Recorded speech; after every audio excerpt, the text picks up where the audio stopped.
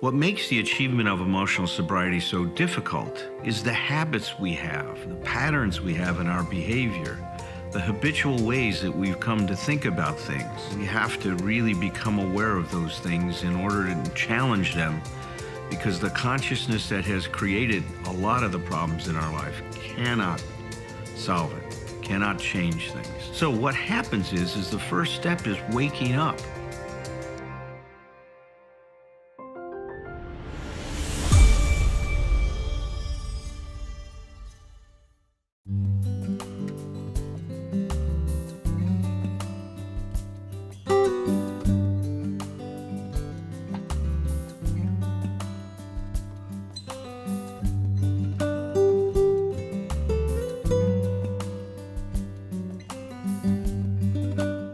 We're exploring how the 12 steps of Alcoholics Anonymous help us achieve emotional sobriety.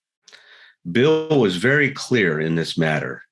He believed that if we work these steps and practice these 12 steps of the program of Alcoholics Anonymous in our daily affairs, that we and those about us, we would begin to achieve emotional sobriety. So look at it. Obviously, it begs the question of what is emotional sobriety, and that would take a whole evening to discuss it, but I'll just share this. Is Bill's definition was that emotional sobriety was real maturity and balance, he said, which is to say humility in our relationships with ourselves, with our fellows, and with God. And I would also add in relationship to life itself. So that real maturity and balance, we can define maturity as transcending environmental support. Now, what does that mean? Well, it means when we're first born is that we are completely dependent on our environment for our survival. When we're first conceived in a mother's womb, everything that we need is provided to us through the umbilical cord. We get oxygen, we get nourishment, we're carried around, we get safety, security, all of those things. And when we're born, we begin a lifelong journey of what we call differentiation. Our first act to support ourselves is for us to breathe on our own, since the umbilical cord is being cut. And that growth and movement towards being differentiated continues our whole life. Now, the challenge we have all faced, all of us, meaning those of us that identify with this emotional dependence, is that somewhere along the lines, our development was arrested, that we didn't know how to support ourselves. We didn't know how to support ourselves emotionally. We didn't know how to have what we call self-validated self-esteem, a self-esteem that's based on what I think, what I believe, on my opinions of myself. We developed what's called an other validated self-esteem, is that we're looking to others, we're looking to things to prove our worth, to prove our value, or to validate our worth and value. And that creates a hell of a lot of problems in our life, a lot of problems in our life. So for those of us that dealt with being held hostage by these emotions, I've shared many times that my drinking and using, I know today very clearly that it was to achieve some kind of freedom from my emotional dependence.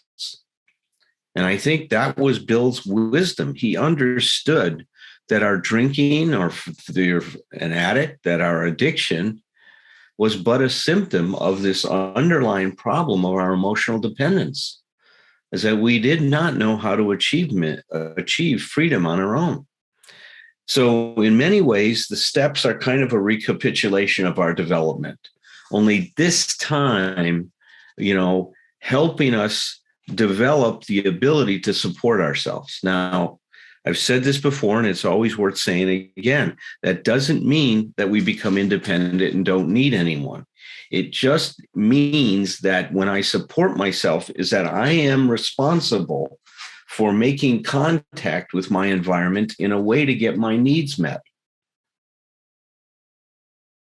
When I operate from a position of emotional dependence, I am expecting my environment to take care of me instead of learning how to take care of myself. Now, for most of us, that's unconscious. We don't see this emotional dependence. We don't see our dependency on people and all of the expectations, demands, claims, manipulations that follow from that behavior. So, what we're trying to do now in growing ourselves, because I like to think of recovery as a people grower, we're growing ourselves.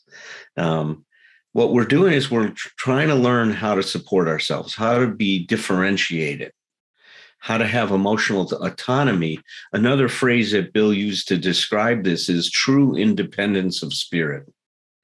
And we've talked about how the steps, when you work them, they create a certain kind of an energy. They start with a charge, and then there's a discharge. And that charge and discharge continues along through all the steps. I think of the first 5 steps is the steps of really looking at our relationship with ourselves and with our problem, and really shifting our perspective, reorganizing our personality to see ourselves in a different light, to see ourselves in a way that opens up some possible solutions to those things that have been a dilemma for us that we haven't known how to deal with. Step 6 and 7 was now a pivot. And in 6 and 7, we are now pivoting towards having the best possible attitude towards life. The best possible attitude being an attitude that's based in differentiation, on learning how to support ourselves, learning how to take care of ourselves, regardless of what's going on around us. You see, that's where the freedom comes in. We go from an I'm okay if mentality to an I'm okay even if mentality. That we're not dependent on the people and circumstances and conditions surrounding us, that we are able to create our own experience based on who we are, how we're dealing with the situation, etc. So what happens with steps 6 and 7, we're getting ready to have our defects of character removed, which is our emotional dependency and all that it follows, and then really asking to have that defect removed. And the first thing we're told to do is, okay, if you're going to now stand on your own 2 feet, and you need to take responsibility for how you've treated other people. And that's what we did in step 8. We made a list of the people we had harmed. We included ourselves in that list, the harm we've done to ourselves, and we explored that at length. I think Patrick will put in the chat room how to listen to the previous programs that we've recorded, so you can go back, and if you haven't been with us, you can catch up to where we're at. But in step 8, we made a list of all people we'd harmed, and we became willing to make amends to them. That's what happened in step 8. In step 9 now, we take the work that we've done in step 8, taking responsibility, taking a look at what we've done to ourselves and others, and now we're going to get into action. So in some ways, what we're learning is that if we're going to live a better life, instead of living a life based on the ready, fire, aim mentality, which most of us operated from, we go ready, aimed, fire. That we take time to reflect and contemplate on what's going on. And we come up with the best strategy when we have time to decide how best to deal with these things. Now, in step number 9, which is we made direct amends to such people wherever possible, except when to do so would injure them or others.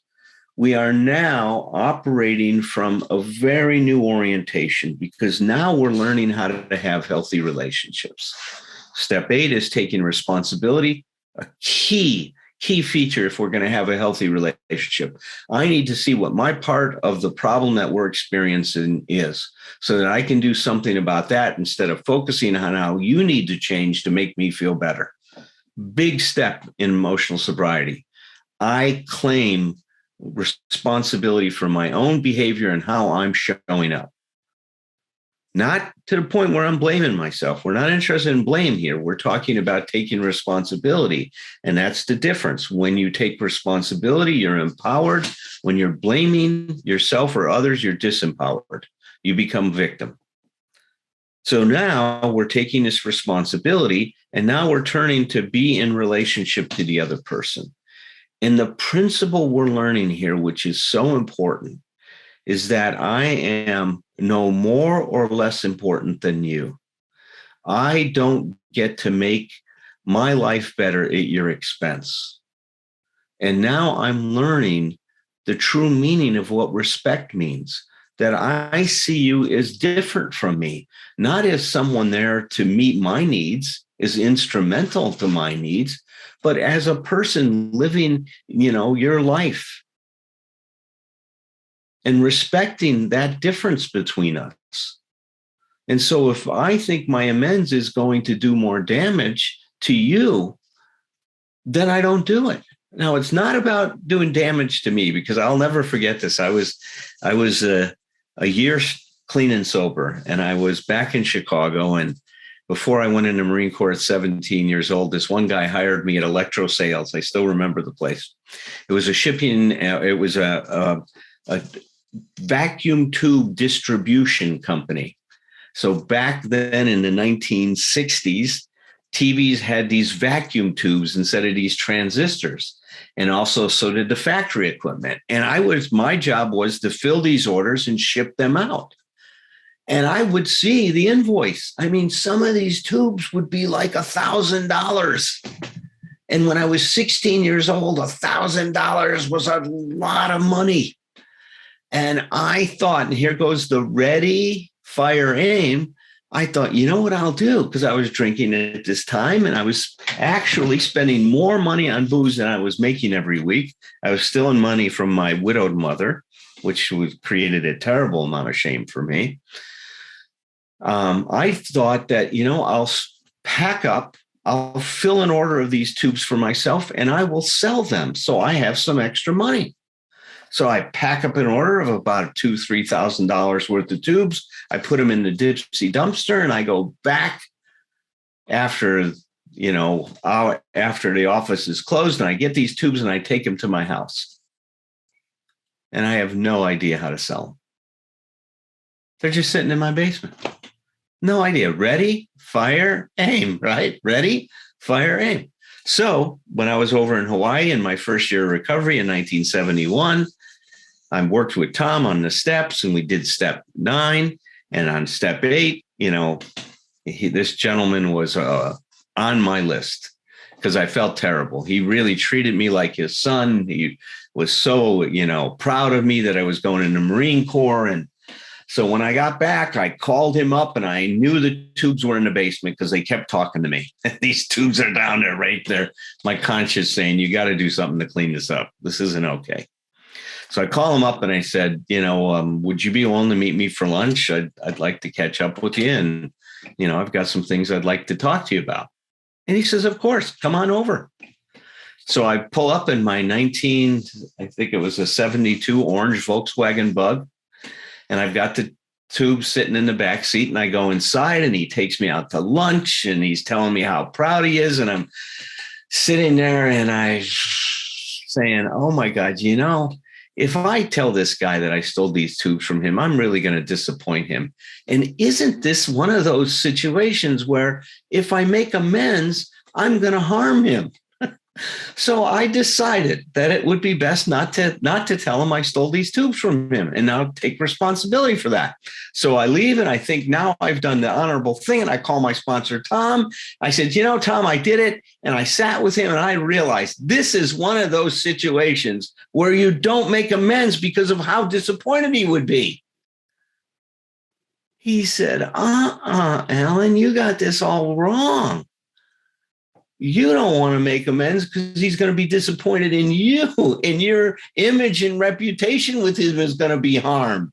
It has nothing to do with him. That has to do with your ego, man. Now, here's what you're going to do. You're going to call him again, and you're going to say, it's not to go to lunch. I just have something to say to you. And this time, you're not going to leave the tubes in the car. You're going to carry them in when you walk in his office. And so I did. I walk in, tubes in hand. I set him on his table. He kind of looks at me. I said, I'm here to make amends to you. I'm in recovery, and I shared with him, what this was about. that while I was working for him, I stole these tubes from him, and my plan was to sell them. And I never obviously had any idea on how to do that, but I felt terrible because he treated me so well. And that if he felt like he needed to call the police and report me for that theft, that I was there to take full responsibility for what I've done and to make this right. And I waited, see what he was going to say. No expectation. This is the important thing. This is the other thing we learn in this step, that I'm doing what I need to do for myself. I'm not doing it to get something from him. The minute I own this and was willing to show up to be completely responsible for my actions, I was satisfied. I had completed my mission. Now, he looked at me, and I'm thankful about how generous he was. He says, God, I am, first of all, so impressed that you were going to be this honest with me about what you've done. He says, there's no way I'm going to call the police. I says, well, how about if I come and work for you? He said, no, if you want to come back and get a job, you can do that if that makes sense with your schooling. But I'd rather you be in school and really go do something with yourself, because I think you're going to be able to. He says, you know what? Keep the tubes. I hope you can sell them and make a few bucks so that you can support yourself a little better in school. And that was it. And it was clean, and I was done. But it didn't matter, his response, because I showed up to do what was right. And that was the point of this. It's the other thing I'm learning is that when I do what's right, it's the action in doing what's right that's the reward, not what's going to happen, not that it gets me something.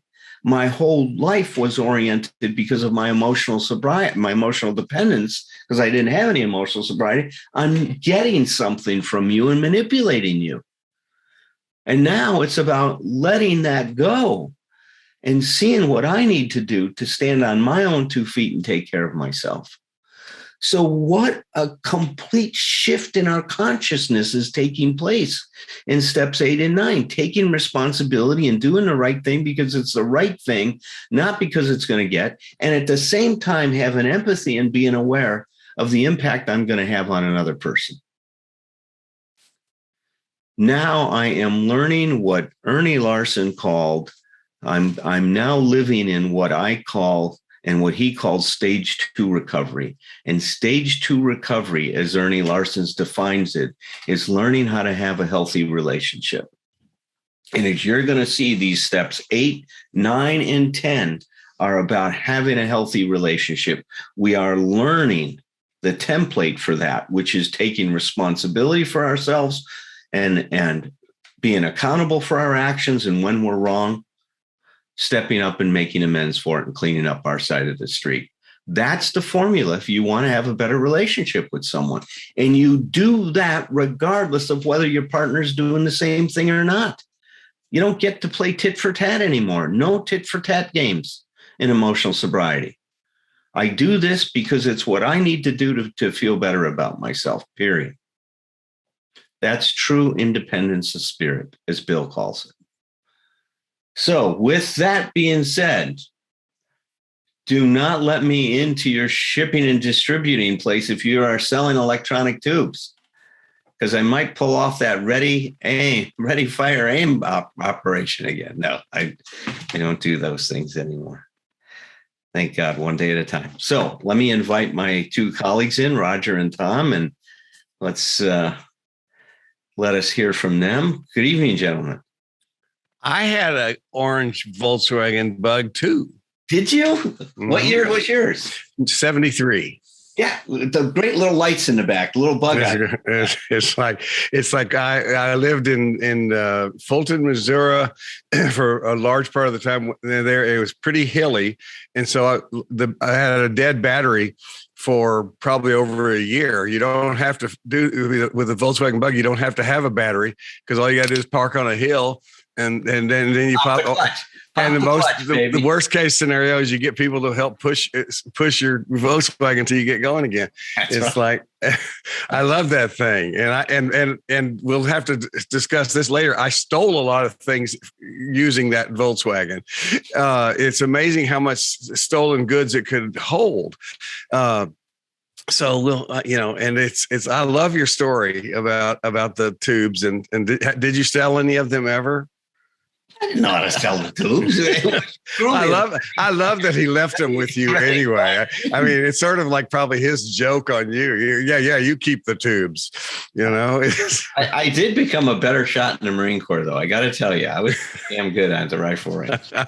You got it in the right order. Because what I thought about when you said that too was the old adage of measure twice, cut once. Yeah, it's like because I still haven't gotten that down because I'm no carpenter, so I very often can mess that one up. But it's no, I love that, and I love the I just jumped in here, Roger. Is that okay?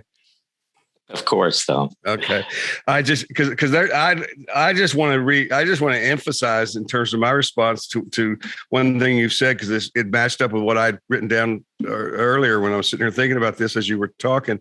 Is I've been saying step 9 is where we come out. We're coming out. Introducing our new recovery self. We're actually making sometimes our first efforts to really try to describe what the hell we've been doing for all this time while we've been in the program. It's and we're trying to we're trying to understand it while we're explaining it. And I love the idea that with the emotional sobriety lens, what I'm getting is that looking back at my experiences with this, and then looking forward to for other people going through this, and even I'm always coming up with somebody else that I need to make amends to. I don't think I've finished. Every now and then I'll just go like, oh shit, I forgot about that. But I love the idea that regardless of the response is significance. But it's significant because it helps us understand how well we're doing with that independence of spirit and with that self-support, because for me, and I bet I'm not the only one, just being disappointed in a response that's not what I expected is not the only danger in 9th step work. Having a very positive response from people can be also a dangerous thing for me, because I can easily move back into that part of me that can get really all full of himself. And, yes, aren't I something special, working these steps and making these amends to you kind of thing too. And I need, and what I realize is, no, I need to respect and listen and take in whatever that response is. But that response from that person, wherever it is on the continuum of positive to negative, does not need to have much to do with how I feel. It's exactly what you said. And I said this about what my first sponsor had told me about letter writing, is when you let go of that letter in the box, that's when you're done. It's like the response is not important. And the only piece I'm adding today is I think it is important to me because it helps me. It's my mirror. It helps me realize, whether how if I'm doing an okay job being there for myself, and because you're talking about maturity being about having relationships, and I'm going to say a corny thing, but ultimately it really is true that it's not all or none, but the degree we can have, to the degree that we have a decent relationship with ourselves, then we can have healthy relationships with other people. The idea that we think we can do it backwards, we can have healthy relationships with other people, and that's going to fix the me, that it's not going to work that way. And so I think this whole way of working the 12 steps through the emotional sobriety thing is really just such an inside out process and model. So that's all I got. Loved my Volkswagen. I'll join the Volkswagen Club. I lived in Australia for a while in 1980 or 81 maybe. But mine was just a lowly mint green. It didn't shine like you guys' bright orange. How you managed to steal stuff and keep it in your bright orange Volkswagen and not be detected is beyond me, Tom. Ready, fire, aim, Raj. It was yeah, there was very little planning. Yes. You didn't have it repainted with camouflage color. No. Not at all. So you guys for all of that. Wow. It's so interesting when I hear you talk, Alan, and you too, Tom, these things you said so many times before about, the meaning of differentiation, but it doesn't mean complete separation. In fact, the goal is to stay connected and differentiate. And a lot of these ideas, as I said last week, they're not simple ideas. Sometimes ideas are simple, but the execution is difficult. Well, these ideas are not simple, and the execution is not simple. Okay, from my perspective, it's much easier to try to think in black and white terms about this stuff, and it's not true. I mean, even when we achieve a fair measure of differentiation, there are countless ways, as you've acknowledged, Alan, that we're still immensely dependent on our environment. If we want to take our next breath of air, we're immensely dependent on other people for anything that we want to use in our life, and so on. So there's always this complex web of interdependence, right? But within that, there are still very meaningful distinctions regarding our degree of differentiation that helps us develop what we term our sense of self, right? Our sense of identity. And yet within that, like Alan, you just said, I recognize that, we're equal. We may be different and hopefully are different in a lot of ways, but I am neither better than or worse than you. And I don't need to treat you as better than or worse than me. So I just wanted to say that I get questions from clients, and I ask myself questions all the time about, well, God, how do I balance these things, in terms of taking care of my own needs, but also being respectful of and considerate of the needs of the other person. And sometimes most of the time, if I'm really conscious of it, I'm able to find a way that seems to work pretty well. But sometimes I don't. And then what I found to be helpful is just to say that. It's like, God, I'm feeling lost right now. I'm feeling confused with this. I don't know exactly what I want, or I don't know if I'm okay with what you want in terms of my participating in that.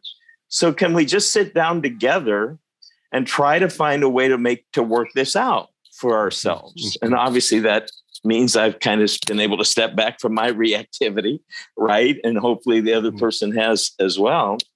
But that's been a very helpful thing for me, is just to say, I need some help right now.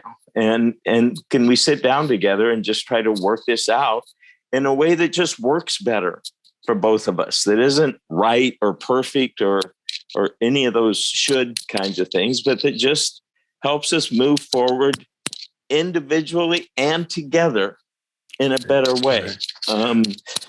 So that's one thought I had. The other thing that I just wanted to mention in terms of making amends, I've really needed to learn to pay attention to my experience as I'm making an amends and to how it feels to me, because it's not just about the content.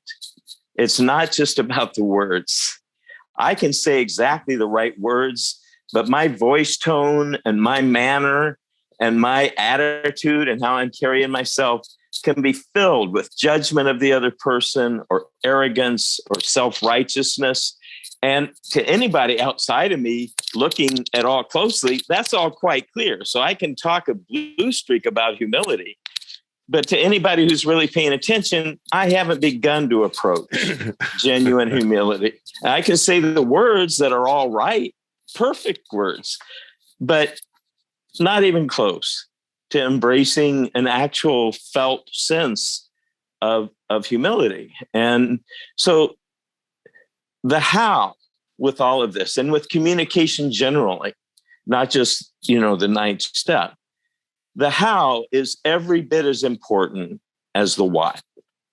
And it's, to me, in some ways, it's by checking in with myself or asking for feedback from others about the how that I learn as much about myself as asking for just, words, right? Verbal information. So that's all I had to share about it. Roger, that is so big, that the how part. It's like, that is, I know I'm cheating here, jumping in, but two things. One about Alan. Alan's thing fits into what you're saying because we see it as a process. I love the fact that I didn't think about it at first, but he told the story. It took 2 trips to see his old boss to get it done, and a conversation with Tom in between.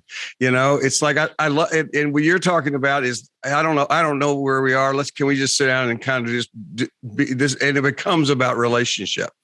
Yeah. With that stuff. And then the how part is that's everything. It's like I spend more time with clients. Sometimes I say I feel like an acting coach because I'll say, okay, great lines, but now here I want you to deliver the line this way. And it's like and people will find a lot in that because they'll find it's very hard to do that when they're not feeling it. Exactly. See if you can deliver this in a way that doesn't have that resentment underneath it. And it's really pretty cool when you get people aware of that stuff. So I love that you said that. No, and that's a preview to next week, because next week we're going to talk about, what the importance of being aware of what your actions meant to the other person when you make amends. Because that is the only way that you're going to be able to restore what I like to think of as social justice. And that's what this is. It's restoring a certain justice in our relationships and being concerned about that, making things right, so to speak. And the only way that happens is to be able to put yourself in the other person's shoes. And real empathy, real empathy. Yeah. Like humility and empathy are our 2 companions in this step. I hear a lot of people criticize the 12 steps that they're old-fashioned. I can understand that criticism. They were written back in 1935. Some people that are agnostic have difficulty with the word God used in the steps. For me, I look at the process that's involved. The forces that the 12 steps generate are so powerful that I think they're ageless. There's this interesting phenomena that happens when you work the steps. They create a charge and then a discharge. The first step, we're powerless. Our life has become unmanageable. It creates this charge. We're in big trouble and we don't know what to do. And then step 2 comes along and it says we have hope. That charge, that existential crisis that we have is resolved. What's happening here is parallel to life. We charge ourselves when we breathe in. When we exhale, we discharge. That's the rhythm of life. And the way I love to think about the 12 steps, it's helping us get connected to the rhythm of life so we can learn how to show up in a good way.